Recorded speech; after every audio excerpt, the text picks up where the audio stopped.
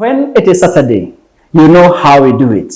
Welcome to the show, Heal Me Youth Connect. Maybe you can give us an example of the kind of pain that you went through before you left. And when you now reached that point, you said, no, this pain, I can't take anymore. Immediately. Mtu amekuja, amekuchukua the place I was living with my son. So he started abusing us the next day. Wow. I'm doing celibacy and it's possible.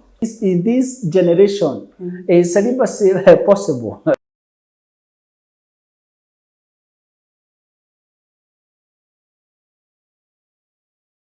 Welcome to the show, Heal Me Youth Connect. My name is Paul Wangari, a counseling psychologist, a passionate mentor, and an author. Today, we are going to have an amazing show. And we shall be discussing about pain in relationship. And today with me, I have one of the best.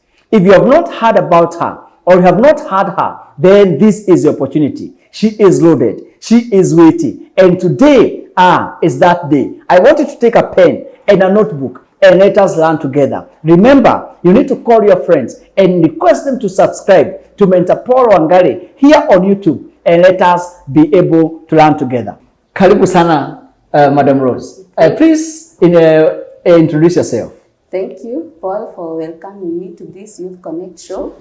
I'm Rosemary Wangoi Jenga. I'm a counseling psychologist.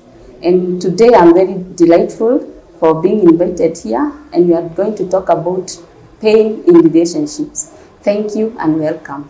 All right, Madam Rose, Yes. Karibu sana. And it's just an honor to have you here today. Thank you. I know your schedule is normally very tight, and getting you was it's an honor, you know. And you look very smart today. Thank you. Thank As you always. so much. Yes. So Karibu sana. I want us to dive into our discussion today. Many people today are going through a lot of pain.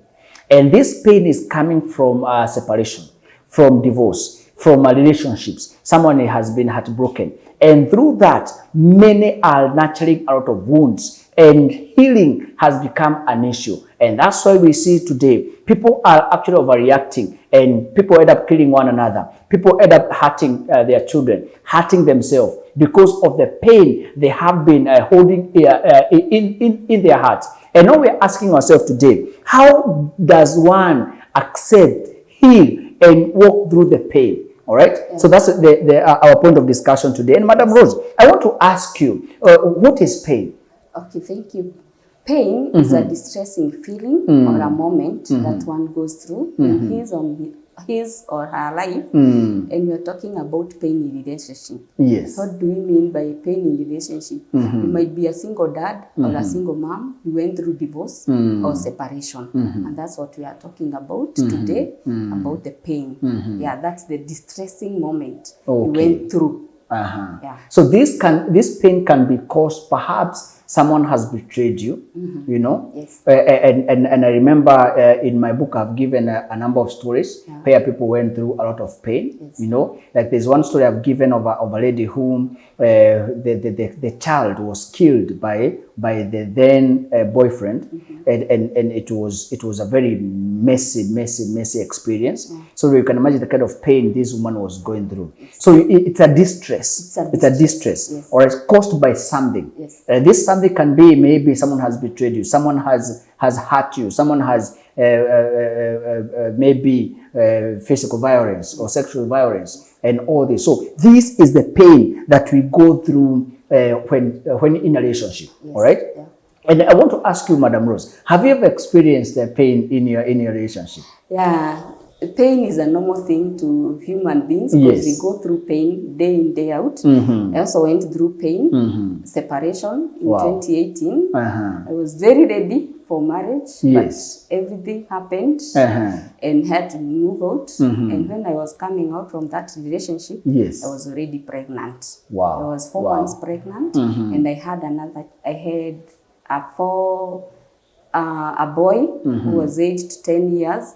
So it was not okay. We were not in alignment with that man. So I decided to come out, because it's either you come out or you die there. Because there are so many reasons as to why you may not be aligned with that person. Maybe you tell us, Madam Rose, what was your ideal marriage? When before you met this person, what was your expectation? What was your dream marriage? Okay, when I was dating, I think I rushed.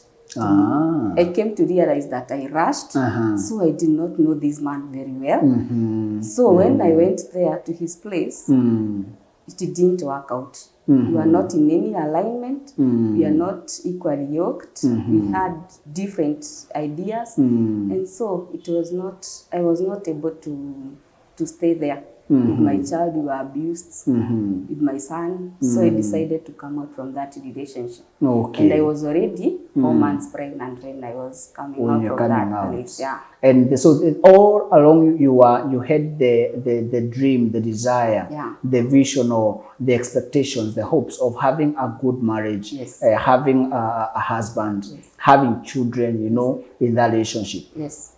So how long did you stay with in this relationship? I didn't stay for long, because it was only a relationship of 6 months. 6 months. Yes. And everything went south. Yes. Because to me, he was very narcissistic.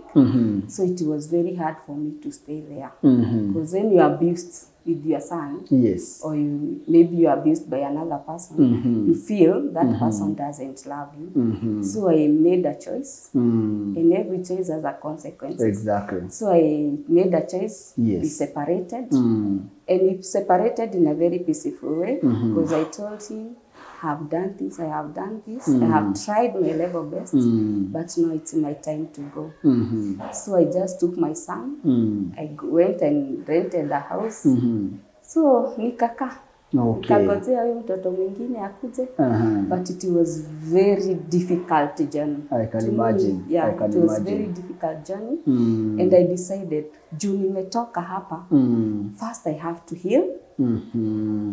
First, I have to know why God has allowed this pain to happen to me. Because I'm a person, napenda marriage. Spendi kuona marriage ikibreak. So when my mind broke, nilisikia niko devastated. I was angry first with God. I asked God, why all this? Nilikuomba marriage. Nilikuwa nataka kuolewa. Had waited. But kwa nini hili happen? So you feel bitter with God. Another thing, you feel bitter with people, with that person maybe who have hurt you. You feel very bitter, you feel very angry. So it's a journey. Then you feel angry with yourself. Maybe you didn't take time to know this person well. Maybe that's why it has happened. Ile may happen. So I decided, because nimetoka na yeye anifuatilia juu penye nimeenda. So he later married another lady. Immediately nilitoka akaoa mtu mwingine. So nilidecide kukaa. But nikitoka nilisema, Mungu tu nisaidie. This pain ni take positively, so I will know my purpose here on earth. Juu zile vitu tunapitia ndio inakuanga testimony ya kesho. So I remember that a day nilisema, Mungu ukiniponya, I'll be able to heal other people. And that's what I've been doing with single parents. I've been giving them a lot of awareness. So they have to know their purpose here on earth.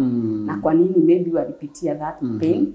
Because it's good always to know why the pain ulipitia. And you take pain positively, and you know pain is a journey. But now let me give you a pause. You're saying that we take the pain positively. Yes. Right. But I can imagine the kind of pain one has gone through. You know. So and maybe to those who have not yet maybe experience the pain. What are these things that you see? Because right now there are so many people in marriages, in relationships, you know, where they are going through a turmoil, they are going through pain, they are going through a lot of suffering, but they don't want to get out. They are not confident enough like you are, you know, that you said, for me, I can't do this anymore. You know, either I die here or I save myself, right? But there are many people out there who are expecting this person will change, and therefore they are being battered, but they are saying this person will change. They are being humiliated. They are being abused verbally. They are being manipulated. They are being tortured, even sexually, emotionally, but they are holding on, all right? And they are saying this person will change. Like, maybe you can give us an example of the kind of pain that you went through before you left, and when you now reached that point, you said, no, this pain I can't take anymore. Okay, when I was there, I experienced immediately. Mtu amekuja, amekuchukua the place I was living with my son. So he started abusing us the next day. Wow. So nikajiuliza, hey, huku ni wapi nimeleta mtoto wapi wangu? Ni wapi huku nimekuja? So I started asking myself questions. Yes. Ukifanya kitu, hata ufanye to your level best, hata ona ukifanya vizuri. I tried my best. I prayed. Alikuwa na watoto wengine, he was a widower. I took care of those children, but hakuona. Wow. So hata angekutusi hata mbele ya watoto wengine. So I remember the moment I got pregnant, alikuwa anasema, hey Rose, sijui kwa nini umepata mimba, mimi sikuwa nataka mtoto. So the other children wanaanza kukuingililia. So mimi nilikaa nikaona, hey, baada ya niishi kwa hii shida, nimejaribu huyu mtu wa change, nimejaribu kufanya niwezavyo, imeshindikana. So I'm a peaceful person. Nilimwita tu, it was on a Saturday. Nikamwambia, I have tried my level best. Yes. Wacha tu tuachane. Na tukaachana in a peaceful way. Haukuona kama anaweza badilika? Nilijaribu na mtu mzima ni ngumu abadilike, because it's either his way or you die. So nikaamua baada ya nikae hapa, maybe mambo ingine ilifanyikie na mtoto wangu, acha tu niende. So venye nilitoka, I had a lot of pain. Nilikuwa na betrayal sana. Naona nilikuwa na mtoto mmoja, then nimeolewa, imekataa ku work out. So I had fear of the future. Juu sijui hata naenda wapi. Nimekuwa na mtoto mwingine tena, nimekuja na mwingine, mimi peke yangu na wanitaka kualisha. So I had a lot of anxiety. Anxiety ilinisumbua sana juu hata sikuwa naweza kulala. I had to take sleeping pills ndio niweze kulala. But I told God, I want to heal so that I can be able to heal other people. So I started journey ya healing. That time I decided I'll not date. Wacha mtoto akuje, nimlee, I'll not date. So for that, hiyo time unanasi mtoto, siku date for 2 years, I decided no.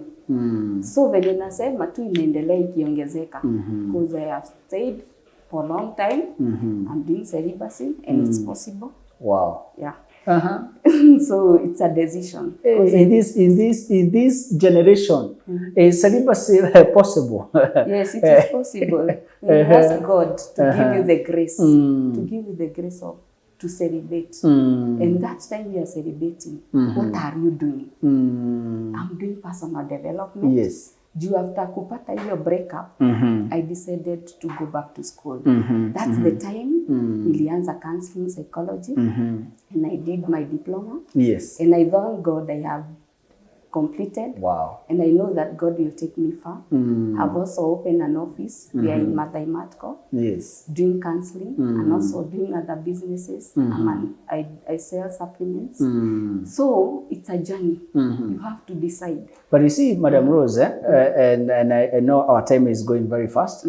So but you see, many people who have left a relationship, not necessarily even, they may not be even pregnant, but someone feels that since I have left this relationship, I can get healed. I can heal when I'm on the bosom of someone else, on the chest of someone else, you know? So they wanatoka kwa relationship, anaingia kwa ingine, anatafuta kifua cha kulilia, anasema nitapona nikiwa kwa hii.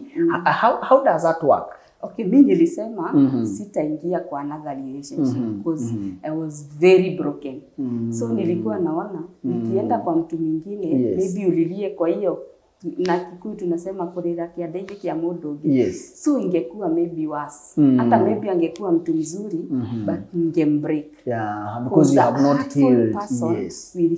Will hurt others. Exactly. Kama hujapata time yako ya kuheal, hata mtu akuje aje, hata akwambie aje, huwezi sikia, utapata umebreak that person. Pia kuna another danger, unaweza kuwa na mtu akubreak zaidi ya venye uko. So they take advantage of you. Of your weaknesses and your situation. So I decided it's a choice that I made. I now have 2 children. Nimerudi shule. So I have to do personal growth. Na sasa kuweza kufunza watoto wangu. So what did you learn from that? What are the benefits of going through that pain to the point of healing, you know, without looking for a rebound and choosing, you know, to first develop yourself before you think of getting into another relationship? What are the benefits? The benefits of pain. Pain, it will help you to know yourself better. Because that's the time, it's awakening moment. To know who is Rosemary. To know why you are here. To know your purpose. You get to have the introspective. Yes, you do a lot of introspective. You know, I have this issue, I have anger. How will I deal with my anger? So tukiwa in this college, tulikuwa tunaenda several sessions with a therapist. So every time nilikuwa naenda nafanya introspection, namwambia niko hivi, ananiambia tutafanya hivi. So nimeheal with that time. Nimeweza. So therapy is one of the tools. Is the key.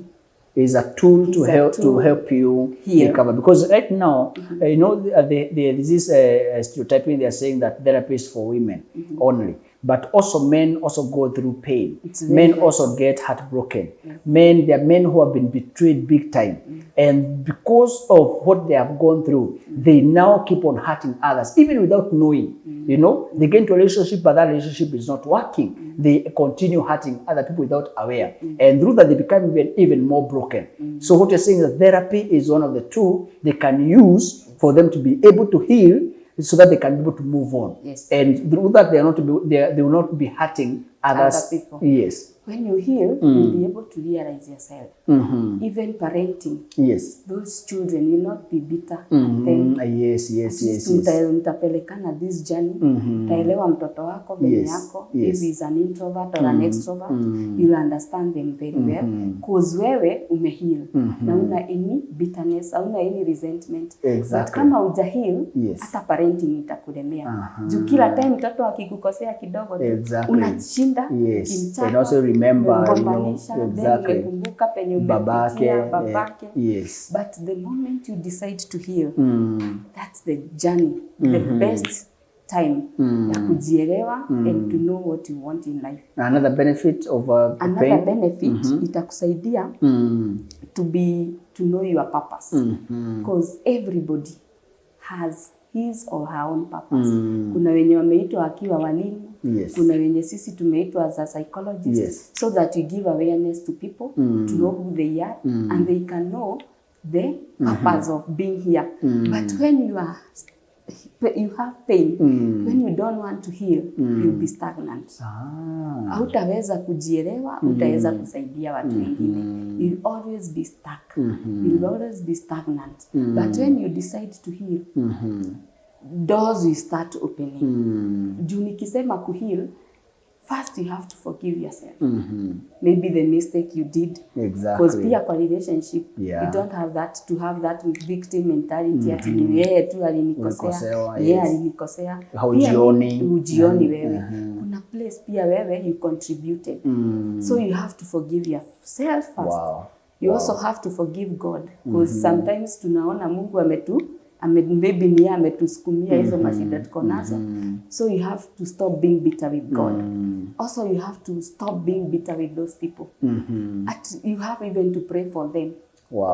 but it's a journey. Healing is a journey. It's not a one-day thing. It's a decision that you make, and you do a lot of exercises. Cognitive exercises every day. You decide, this person, I have to forgive him. I have to forgive myself. Yeah. And on that point of benefit of pain, and why it is very important for you to go through the phase before you move on. I want to give you an example of pain. In my reason number 17, why you marry wrong, I have shared a story of one lady, and he says like this, that I see in him or her, that's the reason number 17 why people marry wrong. I see in him or her the father or the mother I never had. So Rehema was born and raised by a single mother.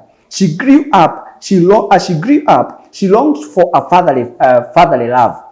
Many nights she dreamt of her father coming home one day. As she grew older, she realized that her dream was never to come to pass. So she thought then, perhaps one day I'll get married for me to be able to have a husband who will act as a father I never had. So the story goes, and she got married to this young man, and it was very, very okay. But one time her younger sister, who had just completed Form 4, came to live with her. And what happened? One time she realized that her sister was not okay. Her sister was moody, her sister was sickly, and she wanted to know what is happening. And to her shock, her sister was pregnant. And mind you this, the person who impregnated her sister was no one else but her own husband. So the pain she went through, it was intense. It was so much. So this is what we're talking about, because many people today are going through pain. But it is until you understand what you're going through, can you be able to heal from the pain. Madam Rose, I come back to you. Yes. All right. So what other benefit maybe we can throw in to help our viewers to be able to understand that I need to go through this. It is for my own benefit that I go through the phase of pain. Yeah. Thank you. Another benefit is it's a way of pruning. It's a way that God uses to prune you. Maybe kuna zile vitu nilikuwa nafanya, maybe as Rosemary, I had maybe anger issues. Na kama uko na anger issues, huwezi timiza ile purpose yenye Mungu alikuwa amekuitia. Because before God created you to come to this world, alikuwa anajua mimi as Rosemary, nimekuleta hapa duniani, ufanye hivi na hivi na hivi. But ukikaa unasahau maybe ile kitu Mungu alikuleta hapa ufanye, you start doing your own things. So Mungu anaweza tumia pain akupinch kidogo to redirect you to your path. Uachane na hii mambo yenye ufanyi yenye inaweza kuletea madhara, to redirect you to your purpose. And that's why God anakupinch, anakupe pain. Na Mungu anatumianga ile kitu unapenda sana. Me love marriage. I think and that's why God used marriage to pinch me kidogo, yo kunidirect to what he wants me to be. Yeah. Wow, amazing. And I also feel that another reason why you need to go through pain is so that you don't repeat the same mistake. You know, that because I have seen many people, as a psychologist, people come to me for therapy, and I've seen many who jump into another relationship, even before they healed, even before getting to understand what went wrong in their other relationship. They're already in another relationship and they make the same mistake and the cycle continues. So it is also very important that you go through the pain and you go through the whole process so that you don't repeat the same mistake. So we want to reach there for this first segment, but I want you to keep tuned, because next episode we shall be continuing with the same discussion. So keep tuned and ensure you subscribe, you like and share, and also ensure that you tell 2-3 people about this show so that we can keep learning and learning and teaching one another. Remember this, that an iron sharpens an iron, and that's why we are here for you, to be able to help you learn 1 or 2 things about the heart. This is your host, Paul Wangari. See you in our next episode.